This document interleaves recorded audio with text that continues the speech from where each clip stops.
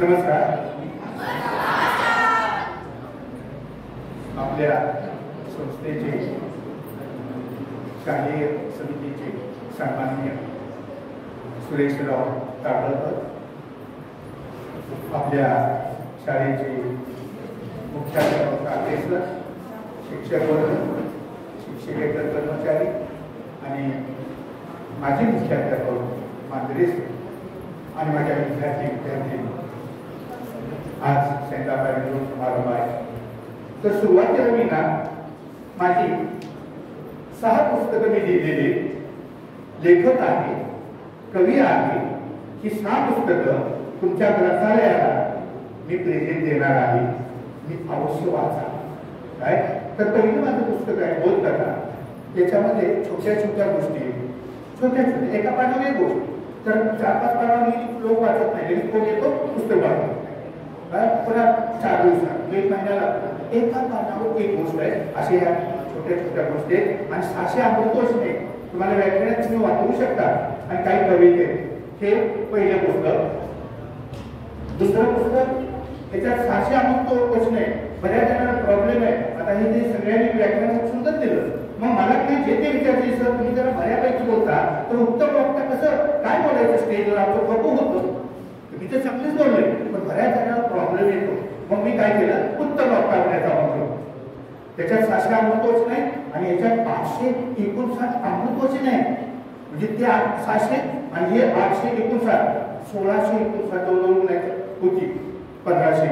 तर एवढे अमृतकोश आहेत. आणि स्टेजवर जाण्यापूर्वी काय करायचं आणि स्टेजवर गेल्यानंतर कसे व्याख्यान द्यायचं आणि स्टेजवर उतरल्यावर कसं वागायचं ह्या पुस्तकात लिहिलेलं आहे.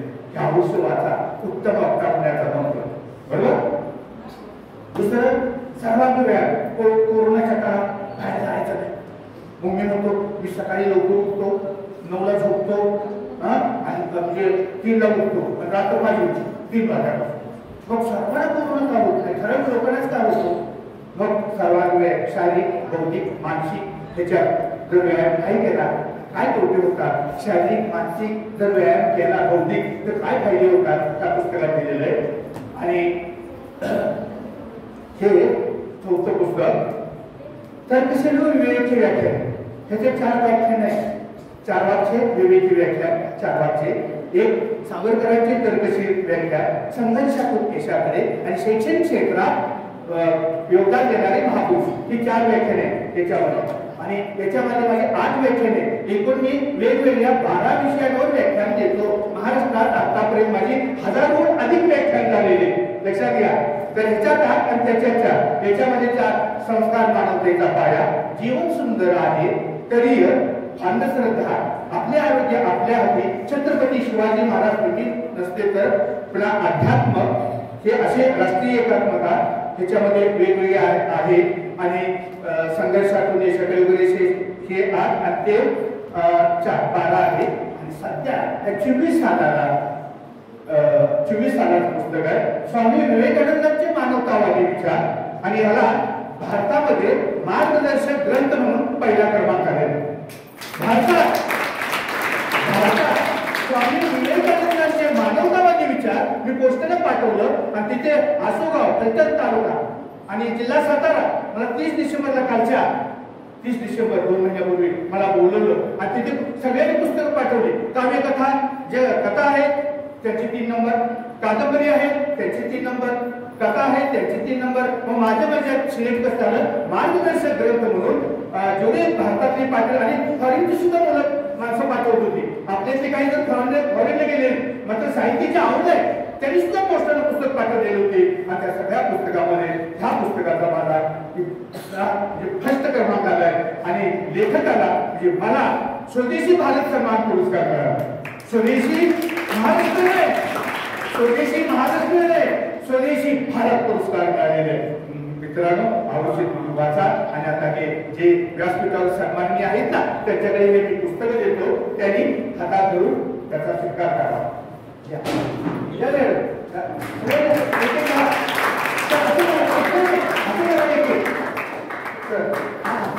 एक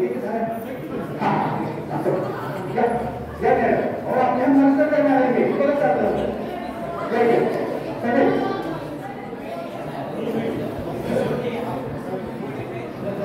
हा तुम्ही येता का सगळ्या बघा सगळे येतात का बघा मी हा ठीक या कॅमेऱ्यात येते का बघा मोबाईलमध्ये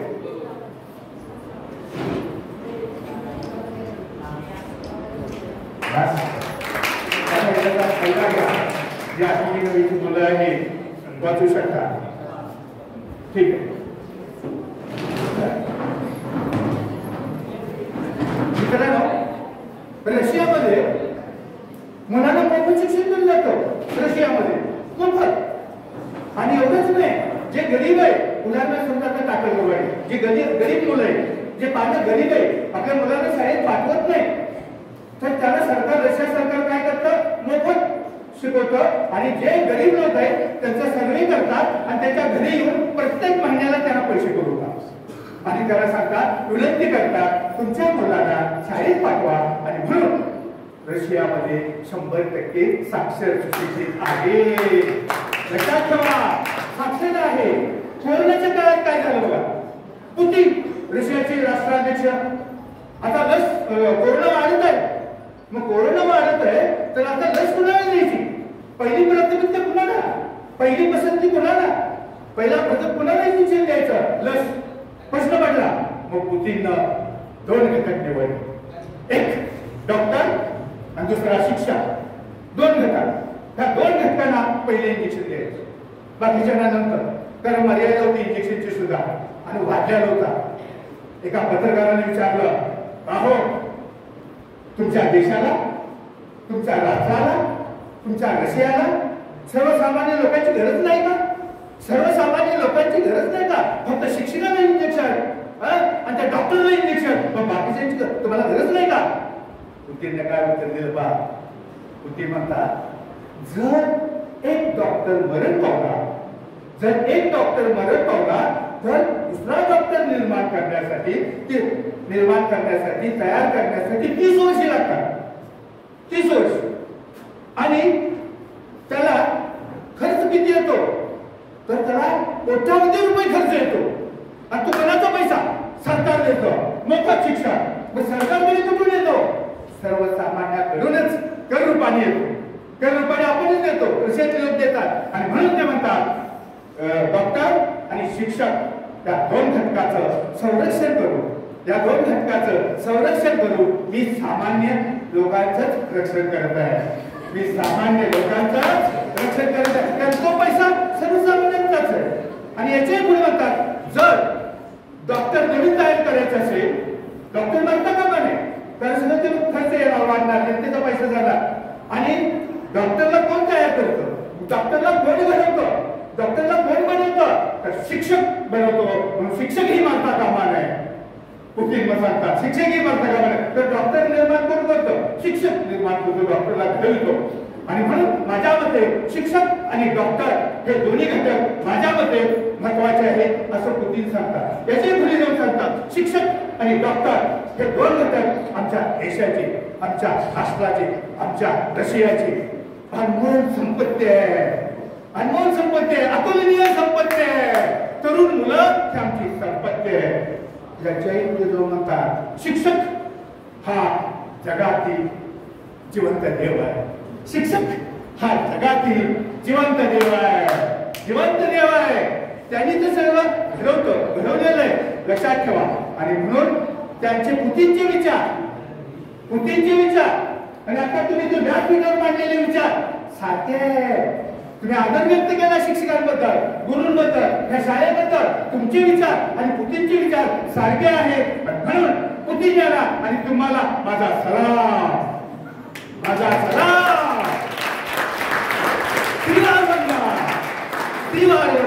त्यांनी सर्व भाषणं ऐकली आदर केला शिक्षकांचा मला अभिमान वाटतो मित्रांनो जीवनात सकारात्मक विचार करा पेपर सोपा झाला असं वाटत असेल तर सकारात्मक विचार करा एक तुम्हाला साधी घटना सांगतो एक राक्षस तुमच्या गावचं नाव घेतो टाकळपूर त्या डोंगरावरून यायचा एक राक्षस आणि या गेट मधून घुसायचा आणि लोकांना मारायचा, ठोकायचा, मुलांना मुलींना, स्त्रियांना पुरुषांना ठोकायचा, पुन्हा गेट मधून बाहेर जायचा आणि दुसऱ्या दिवशी पण यायचा, ठोकायचा. त्या गावामध्ये एक तरुण मुलगा आला पाहुणावरून. त्याने ग्रामपंचायतीमध्ये सभा घेतला आणि सरपंचाला सांगितलं ग्रामसभा टाकरवाडीचे सगळे मुलं तिथे ग्रामस्थ बसले. त्याने सांगितलं का हो, तो राक्षस तुमच्या गावात येतो, तुला ठोकतो, मारतो, तुम्ही सर्व एकत्र येऊन त्या राक्षसाला का ठोकत नाही, राक्षसाला संघर्ष का करत नाही? हे गावकरी म्हटलं जमणार नाही. तो राक्षस काळी पैलवान नाही, तो राक्षस काळी पैलवान नाही, तो राक्षस सरबद्दल नाही, मग तो राक्षस काळे आहे, तो आम्हालाच मारेल, आम्हालाच खलास करेल. नाही बाबा, तिथं काय त्याच्या दादा लागणार नाही. तो मुलगा काय म्हणतो, पाहुणे आलेला मुलगा म्हणतो त्या गावकऱ्याने विचारतो, तो राक्षस काळी पैलवान नाही, तो काळी पैलवान नाही, मग तो सरबद्दल नाही, मग तो जाणे, हो आपल्याला तो जाणे. तो मुलगा म्हणतो माझे काम झालं, माझे काम सोपं झालं. मुलाला बोलू काही महाराष्ट्रात जाणार आहे, ते महाराष्ट्रात जाणार आहे, टाकळवाडीचं नाव निघालं पाहिजे, लक्षात आले नाव निघालं पाहिजे. मग तो म्हणतो माझं काम झालं. वेशी जवळ गेला, गोपन घेऊन तो पाहुणा म्हणून आलेला, गोपन फिरवली, गेट मधून वेशी मधून टाकळवाडीच्या वेशी मधून तो राक्षस येत आहे. जवळ आल्यावर काय केलं, दगड ठेवला गोपणीमध्ये, बरोबर साताराला नेम धरला आणि बरोबर साताराला दगड लागला, फाट खाला वरती गेला वरती राक्षस. आता बघा तो मुलगा काय म्हणतो बघा, घरी लिहून ठेवा, मी ना त्या राक्षसाला मारू शकलो का ग?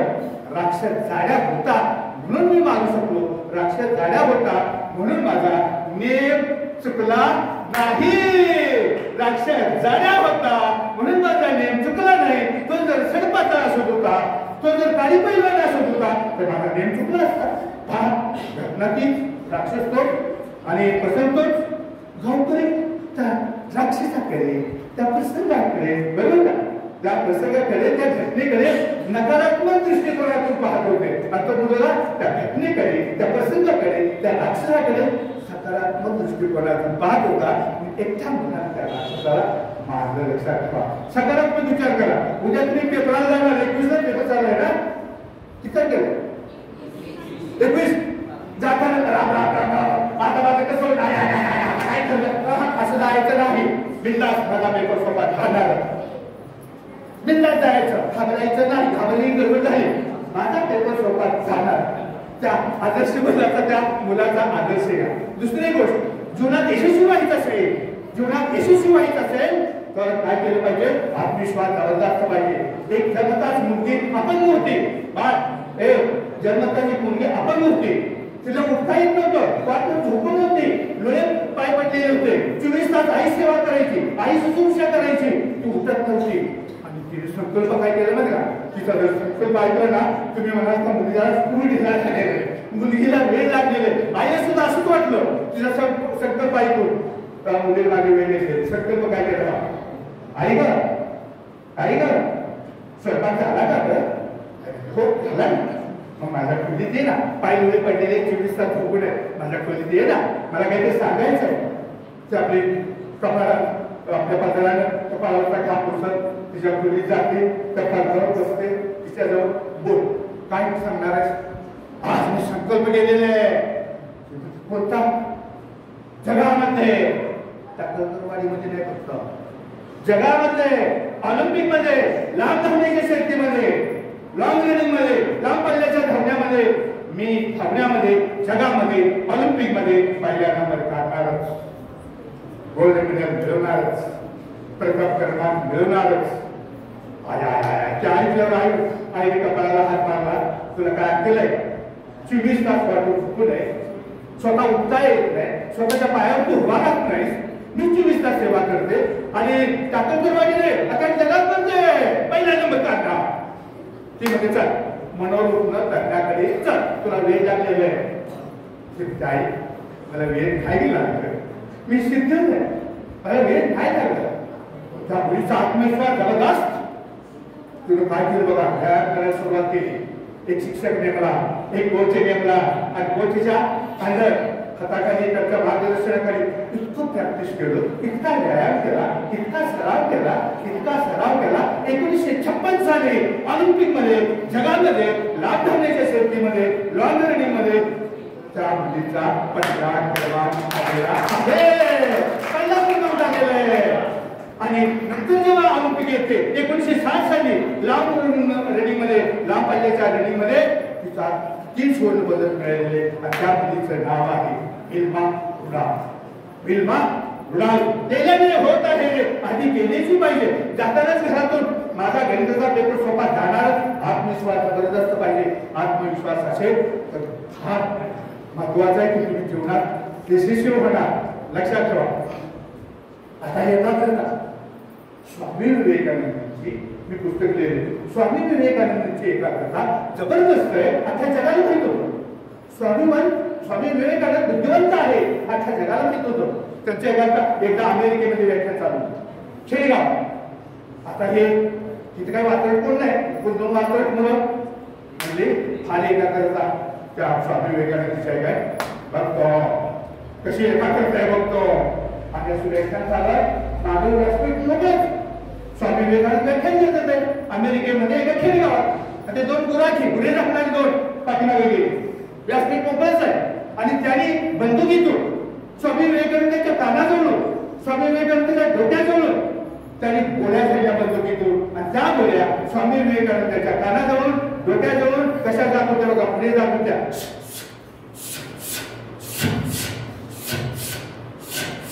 असा आवाज करीत जात होत्या.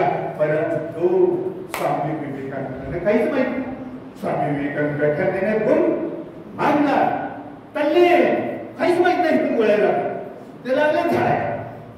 शेवटी ते 2 मुलांनी आले, पुढे आले, स्वामी विवेकानंदांच्या समोर आले, त्यांची क्षमा मागितली आणि सांगितलं यू आर ग्रेट, तुमची एकाग्रता जबरदस्त आहे. गुरुजींनी सांगितलं तुमची एकाग्रता जबरदस्त आहे. अशी एकाग्रता स्वामी विवेकानंदांची होती.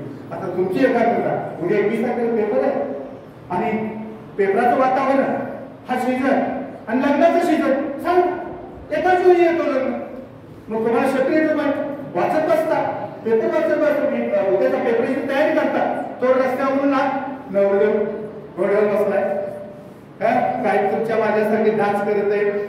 मुलगा मुली स्त्री पुरुष डान्स करत आहे, कोण गुलाल उतरत आहे, कोण गुरगुरी उतरत आहे. तो खिडकीतनं बघतो, आई मध्ये माझं बाळ पुढचे अभ्यास करायला लागले. तो खिडकीतनं बघतो. मग शरीरानं खुली, मनानं त्या घोड्याजवळ, त्याला दम नाही. काय केलं जातं, त्या घोड्याजवळ गेला, कल्पना करतो त्या घोड्याजवळ गेला, खऱ्याजवळ देवाला खाली ओढलं, आपण बसला. कल्पना खुली जगताय बसला. आणि मग तो म्हणतो खऱ्या नवरदेवाला सोडलं खाली रस्त्यावर. तो म्हणतो लग्न माझा आहे. हा 10वीचा वर्ग काय म्हणतोय, लग्न माझा आहे. झालं त्याचं पुस्तक वर खाली खोलीत मागे पुढे का त्याला वाटतं माझ्या पुस्तक नाही हातात, त्या घोड्याची दोन्हीच आहे. रस्ता चालाय त्याचा. इतका काय होतं. मग तो कल्पना करतो मी गाव जेवण घालणार, लग्नात आमंत्रण देणार, गाव जेवण घालणार, मित्रांना पार्टी देणार, सगळ्यांना बोलवणार, चिकनी मुलगी करणार, सुंदर मुलगी करणार, पण सुशिक्षित मुलगी करणार. डोक्यात चालू. ते फक्त कारण काय झालं, लग्नाचा सीझन वाजत गाजत तिची कल्पना नोकरीवाली करणार, चांगली करणार. अरे हो हो हो हो छान. इतक्यात आई म्हणते बाळ परीक्षेला गेलो होईल बघा, गेलो लवकर, तुझा अभ्यास झाला का, ये 11वीचा पेपर असेल, लवकर ये, तू स्वयंपाक केला ये. हा कोणी तर काय होतोय, आलो तर लग्न करू. खरं तर बघा थोड्या वेळात काय बोलला, गाव जेवण घालणार, मित्राला पार्टी देणार. बघा तुम्ही एवढी त्याला घाई. खरं सांगा त्या लग्नात आईला तर बोलवलं का, आईला पण बोलवलं नाही. एवढी त्याची लग्नात घाई. आई येते असं खाऊ, काय बघा कोण आहे ती मुलगी, काय कुणाचं लग्न, कोण आहे ती सटवी, तिचं नाव सांग दाखवतेस का, कोण आहे ती सटवी, तुम्हाला आम्ही शाळेत शिक्षणासाठी पाठवतो, अभ्यासासाठी पाठवतो आणि ही लपडी करता काय, ती कोण आहे सटवी तुम्ही दाखवतो. तो म्हणतो आई तसं काहीच नाही, आज तसं काहीच नाही. त्या पुस्तकात लिहिले आधी पोटवण्याचं मग रायबाचं त्या पानावर लिहिलंय. की पान आहे ना त्या पानावर लिहिले आधी लगेच कोंडाण्याचं मग रायबाचं. हे पुस्तक पान वाचून घेतो असं मला म्हणायचं. आई म्हणजे बरं झालं बाबा, माझ्या मुलाचं काही लक्षण नाही, बरं झालं. काय जोक तर पुढेच आहे. त्या आईने त्या लोकांच्या कोंडाण्याचं लग्न करून ये जेवायला ते प्रारंभी जोक तर पुढेच आहे. त्याच्या हातात इतिहासाचं पुस्तक नव्हतं, त्याच्या हातात विज्ञानाचं पुस्तक होतं. आणि विज्ञानाच्या पुस्तकात लिहिलेलं होतं अभिनय म्हणाय मग रायबाच.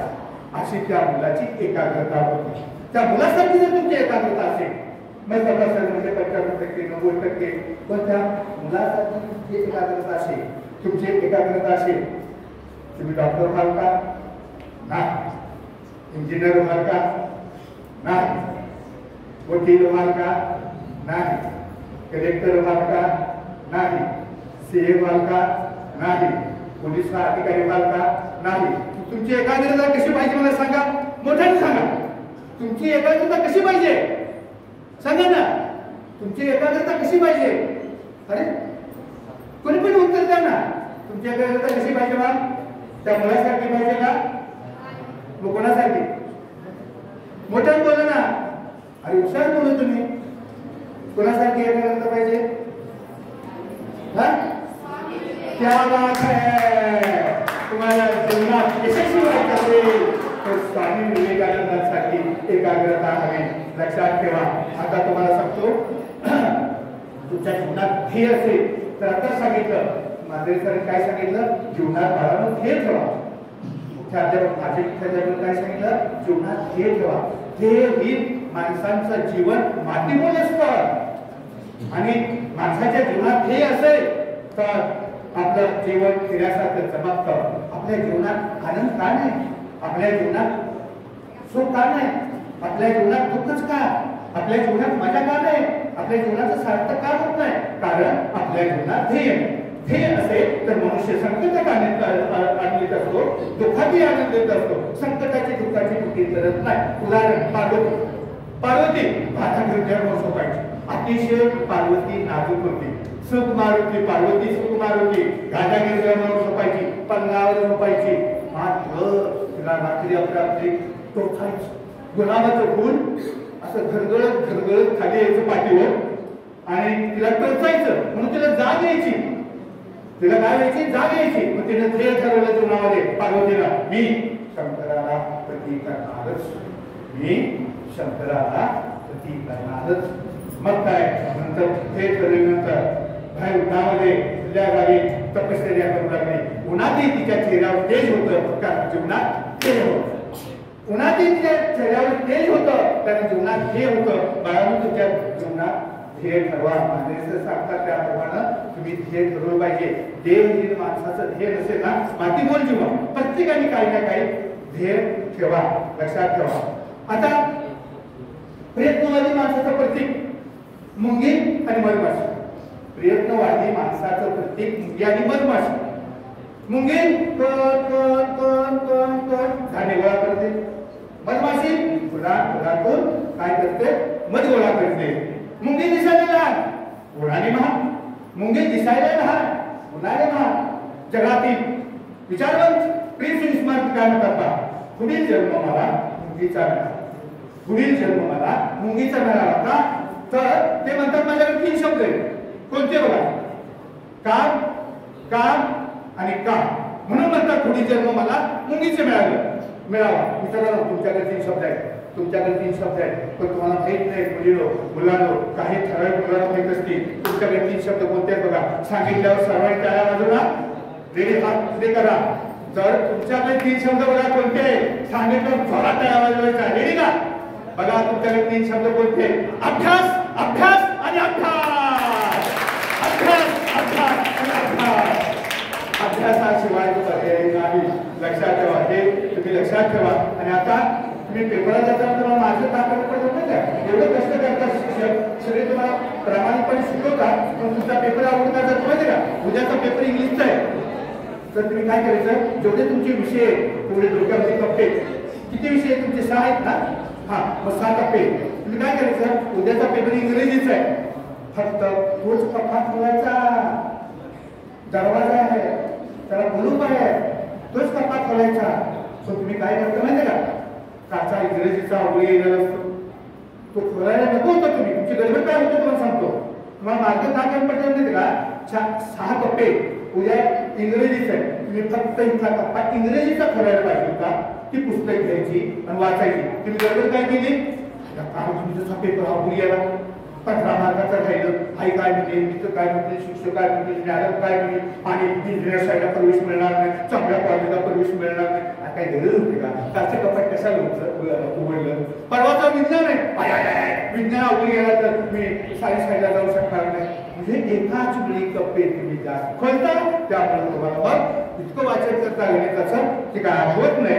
आणि आठवलं तर या प्रश्नाचं उत्तर त्या प्रश्नात आणि त्या प्रश्नाचं उत्तर या प्रश्नात. याला जबाबदार शिक्षक नाही, त्याला जबाबदार तुम्ही.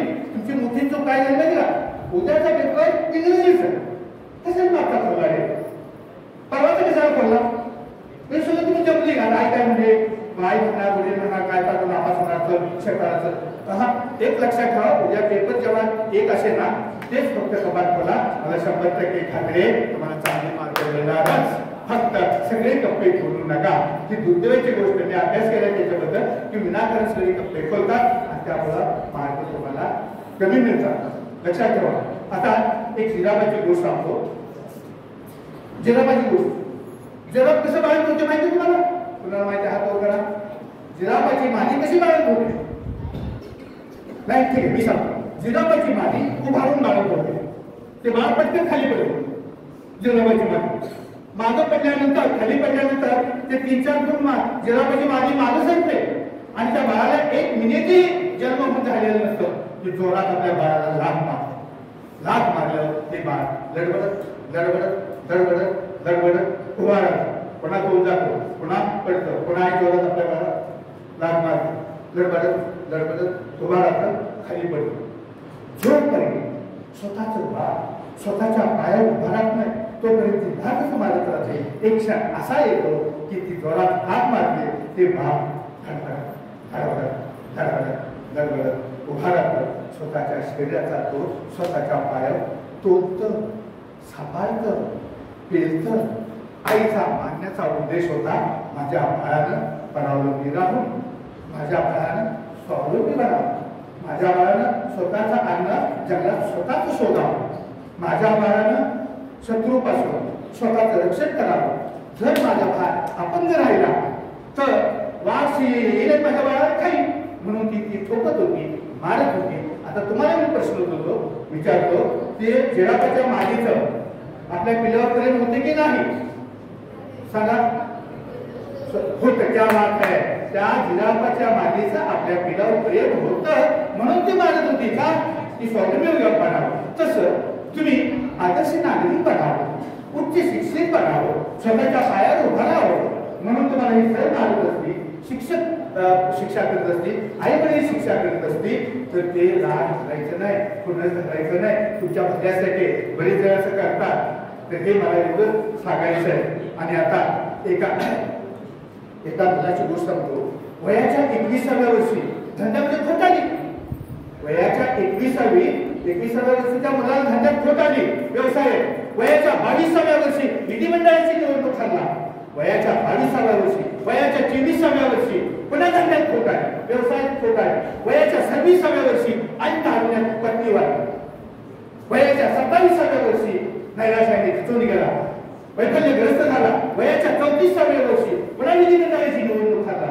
वयाच्या 45व्या वर्षी पुन्हा सेनेची निवडणूक झाला. वयाच्या 47व्या वर्षी उपराष्ट्राध्यक्ष पदाची निवडणूक झाला. वयाच्या 49व्या वर्षी पुन्हा सेनेची निवडणूक झाला. आणि म्हातारपणे वयाच्या 52व्या वर्षी राष्ट्राध्यक्ष पदाची निवडणूक जिंकला आणि अमेरिकेचा एकदा नाही 2दा राष्ट्राध्यक्ष झाला. त्या मुलाचं नाव अब्राहम लिंकन. दिदी तर तो राष्ट्राध्यक्ष झाला. आता आपण काय करतो, आई वडील रागावले, बायको जीवाला कमी जास्त करून घेतो, बरोबर ना. तो वडील काय बोलले, शिक्षक बोलले, असं येतो पेपरात. तर बाळांनो, सगळ्यात तुमचा जीव महत्वाचा. त्या जेव्हा तुम्हाला असं काहीतरी वाटतं, मला बाबा बोलले, आई बोलले, शिक्षक बोलले, उद्या भविष्य काळात तुम्हाला कॉलेजमध्ये कोणतं बोलले, मग तुम्ही जेव्हाच कमी जास्त ऐकणारच नाही. हे बघा, घरी गेल्यावर ना वही घेऊन घ्या. बाळांनो, तुम्ही देवाचं सकाळी नाव मागितलं तरी चालेल. एक वाक्य बोलायचं, एकदा फुललेलं फुल पुन्हा फुलत नाही. एकदा फुललेलं फुल पुन्हा फुलत नाही. एकदा मिळालेला जन्म पुन्हा मिळणे नाही. हे दररोज एकदा वाक्य बोल. दररोज आमच्या हॉस्पिटलला, हे साळुंका हॉस्पिटल आहे ना चांदोलीला, बरोबर ना, विठ्ठल कामू खाते आणि साळुंका जे हॉट पेट्रोल बघ, तो माझा मुलगा आहे म्हणून सांगतो की माझी सुनबाई आहे. मी दररोज तिथे जातो सकाळी. आणि गेल्यानंतर काय, मुलं 20-22 वर्षाची, नोकरी नाही, काहीतरी घेतात ते शेताचा फवारा. बायका 1-2 वर्ष लग्न झालेले, कोण काहीतरी सासू बोलली, नवरा बोलला, ते काहीतरी ते दागी पुस्तकात फिरायला घेते. तिथे मी प्रबोधन देतो त्याला, तिथे जातो आणि मग त्या सिस्टरला म्हणतो, हे काय आहे, हे अपघाताचं आहे, हे काय आहे, अटॅकवाला आहे, हे काय आहे, भाजलेलं आहे आयसीयूमध्ये, हे काय आहे, विष घेतलेलं आहे. मग ती झोपलेली असते, ती व्हेंटिलेटरवर, ती काय म्हणते, असं करते घेतलेलं आहे. मग मी जातो दुसऱ्या दिवशी, 2 दिवशी डोळे उघडले नाही. तिसऱ्या दिवशी जातो, ते डोळे उघडते. मग त्याला काय म्हणतो, आया परवा आलो डोळे उघडले नाही, काल आलो डोळे उघडले नाही, आज डोळे उघडले, आज मी खुश आहे, आज तुझ्याशी गप्पा मारणार. आता ते विचार करेल, कोण्याला कधी पाहिलं नाही, कुठला कोणा आला आणि मला नशी बोलतो. मग मी सांगतो, दोन डॉक्टर सांगितलं ना, त्यांचा मी मुलगा आहे. मग ते हसते आणि तिला ते फुलाचं सांगतो, एकदा फुललेलं फुल पुन्हा फुलत नाही आणि एकदा मिळालेला जन्म पुन्हा मिळत नाही.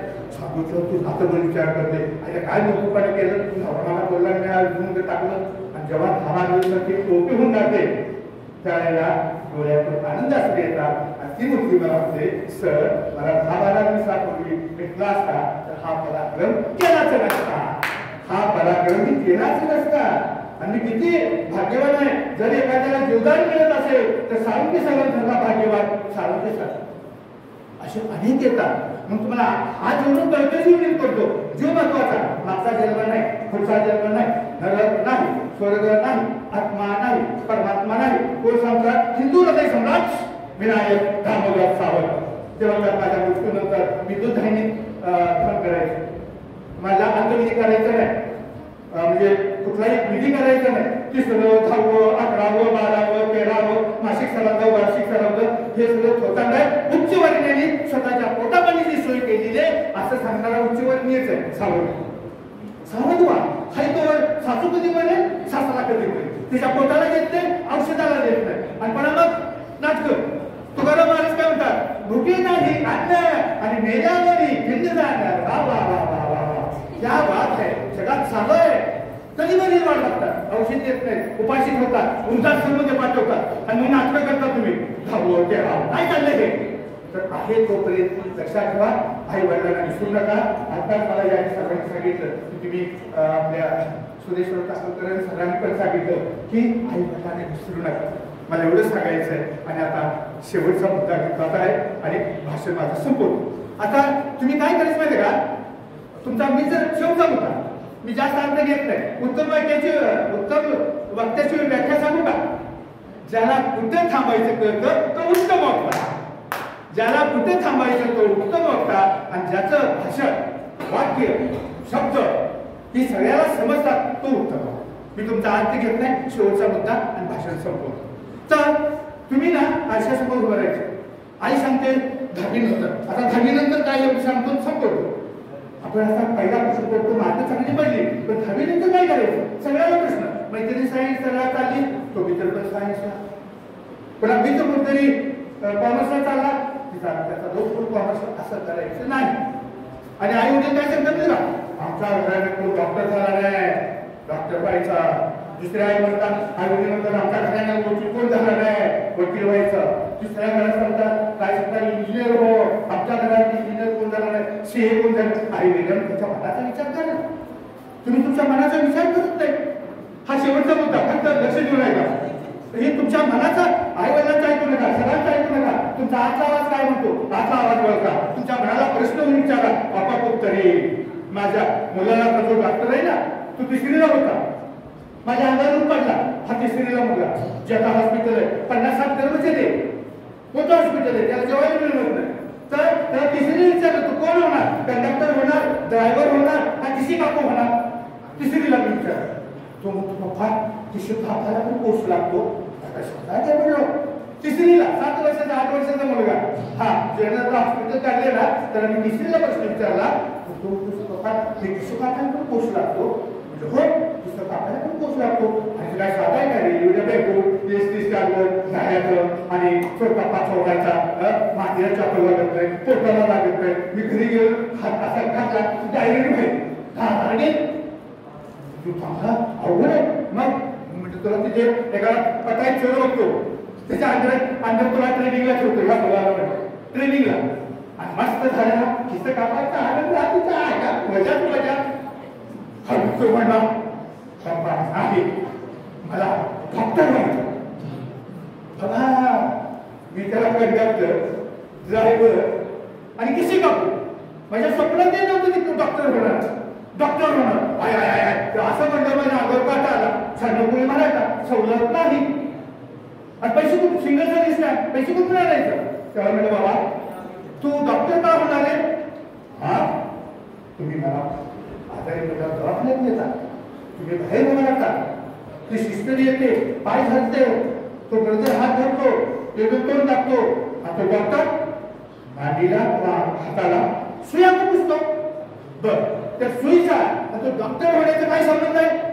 तो म्हणतो पप्पा याचा बदला मी घेणार याचा बदला घेणार तिसरीच करू याचा बदला घेणार कसा मी मोठा होणार मी डॉक्टर होणार आणि मी बनणार लहान मुलांना सुया मी त्याच्यावर लागलं नाही आपल्या घरात कोण डॉक्टर नाही म्हणून मला का सांगायचं कळतरी ना तुम्ही दुसऱ्याचं ऐकू नका तर त्या मुलाचा आतून आवाज आला आणि आज 84चा जन्म 40 वर्षापर्यंत लोकांना नोकरी लागत नाही आणि त्याला जेव्हा येईल का तुम्ही तुमचा आवाज आता तुम्ही काय करायचं आशा समोर बघायचं हा आतून आवाज तुला कोण व्हायचंय मग तुम्ही काय करायचं एखाद्याचं चित्र काढायला लागलंय तुमची मैत्रिणी इंजिनियर व्हायला गेली तुमची मित्र डॉक्टरला तुम्ही जायचं चित्र अरे प्रदर्शनात एका चित्राला 50,000-60 लाख रुपये मिळतात तुमचं चित्र करायला लागलंय तर जाऊ दे मित्र इंजिनियर जाऊ दे नाही जायचा चित्र करायचं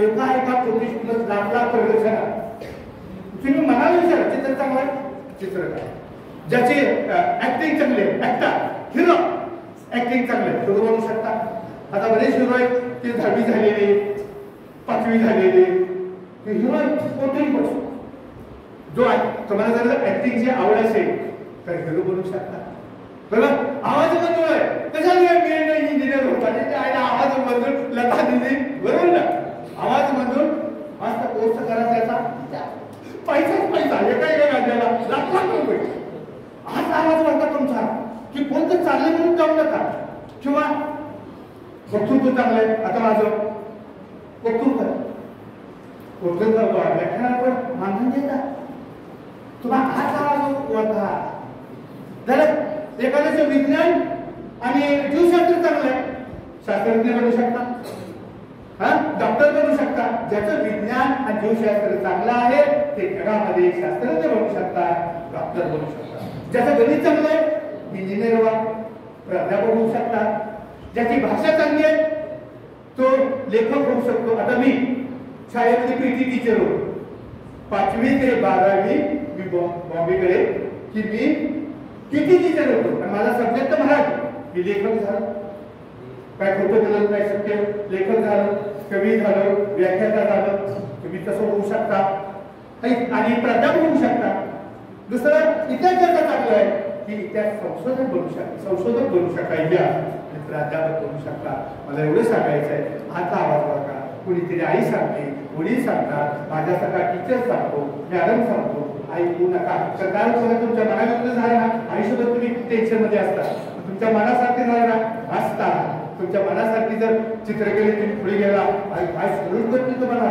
एका प्रेक्षक कोण येतात हे यामध्ये चित्र बनवून द्या ते चित्र बनवून द्या सर तुमच्या आतला आवाज का आता मी माझी एक कविता वाचून दाखवतो आणि माझं भाषण संपवेल थोडक्यात आवडलं माझ्या कवितेचं नाव आहे कवितेचं नाव आहे जीवनाचा शेवट.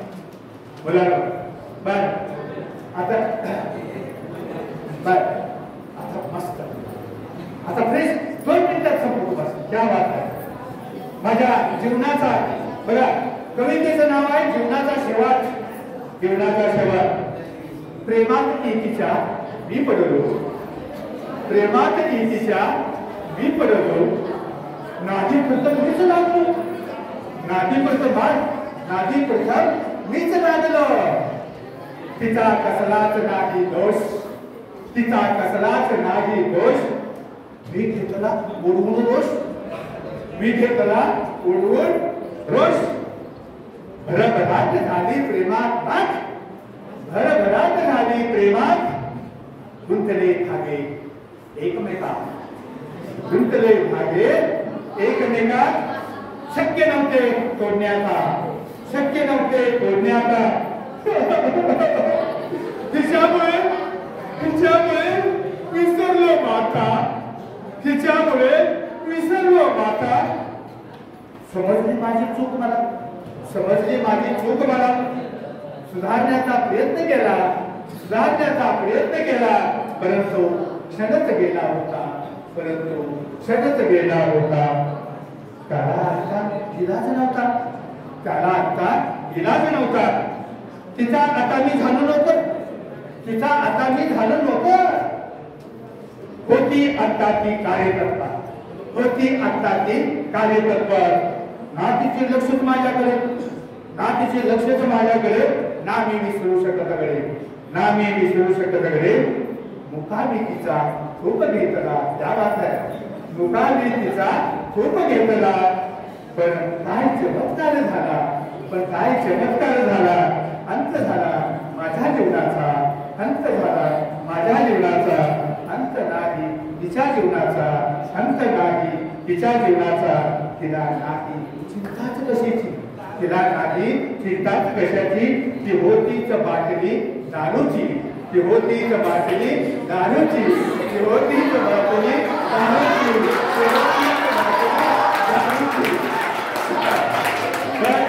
याच्यातून बोध घ्या. आयुष्यावर कुठलं व्यसन करू नका. आपल्या जीवनाचा शेवट होतो. माझं व्याख्यान ऐकून घेतल्याबद्दल मी सर्वांचा आभारी आहे. या ठिकाणी थांबतो. जय जय.